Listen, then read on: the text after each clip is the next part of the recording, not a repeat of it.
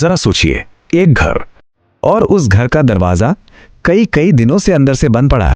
और फिर जब पुलिस दरवाजा तोड़कर अंदर दाखिल होती है तो उन्हें मिलती हैं 3 औरतें जिंदा, लेकिन उनकी हालत बिल्कुल मुर्दों जैसी थी। तो आज हम बात करने वाले हैं एक सच्ची और दिल दहला देने वाली कहानी की। ये कहानी है हैदराबाद के कुंदनबाग इलाके में मौजूद उस बदनाम घर की, जिसे लोग आज भी चुड़ैलों का घर के नाम से जानते हैं। देखिए, इस कहानी की शुरुआत ही इसके सबसे ड्रामेटिक मोड़ से होती है। मतलब ठीक उस पल से जब पुलिस ने उस घर का दरवाजा तोड़ा।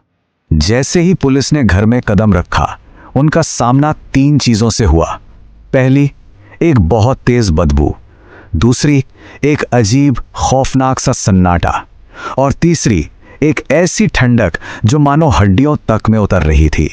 अंदर का जो मंजर था ना, उसे देखकर तो तजर्बेकार पुलिस वाले भी हैरान रह गए। जमीन पर 3 औरतें पड़ी थीं। उनकी आंखें तो खुली थीं, शरीर ठंडा पड़ चुका था, पर उनकी सांसें चल रही थी। ऐसा लग रहा था मानो वो जिंदा और मौत के बीच किसी अजीब सी समाधि में चली गई हों। तो सवाल ये उठता है कि आखिर इस घर में रहता कौन था? कुंदनबाग जैसे पॉश इलाके की ठीक बीच में मौजूद इस घर का आखिर राज क्या था? तो पता चला कि इस घर में एक माँ अपनी 2 बेटियों के साथ रहती थी। ये एक ऐसा परिवार था जो पूरी दुनिया से सबसे कटकर बिल्कुल अलग थलग रहता था। ना किसी से मिलते थे, ना किसी से कोई बातचीत। और परिवार का यही अजीब बर्ताव धीरे धीरे पड़ोसियों के शक की वजह बनने लगा। और इसी शक के चलते उन्होंने कुछ करने का फैसला किया। तो पड़ोसियों का शक यकीन में तब बदलने लगा जब उन्होंने देखा कि कई दिन हो गए घर का गेट खुला ही नहीं। दूध के पैकेट, अखबार सब बाहर ही पड़े पड़े सड़ रहे थे। और तो और रात में घर से अजीब अजीब आवाजें भी आने लगी। कभी मंत्र पढ़ने की, कभी जोर जोर से हंसने की, तो कभी दिल दहला देने वाली चीखों की। लेकिन हद तो तब हो गई जब एक पड़ोसी ने कुछ ऐसा देखा जिसने सबके होश उड़ा दिए। उनका कहना था कि उन्होंने रात के अंधेरे में उन औरतों को काले कपड़ों में आंगन में घूमते और कुछ बहुत ही अजीब हरकतें करते हुए देखा था। बस इसी के बाद पुलिस को फोन किया गया। तो चलिए वापस चलते हैं घर के अंदर। पुलिस को वहां क्या मिला? उन्हें जो सबूत मिले वो किसी के भी होश उड़ाने के लिए काफी थे। पड़ोसियों का शक अब हकीकत में बदलता जा रहा था। घर के अंदर से तांत्रिक किताबें मिली, काले कपड़े, नींबू, लाल धागे और राख जैसी चीजें मिली।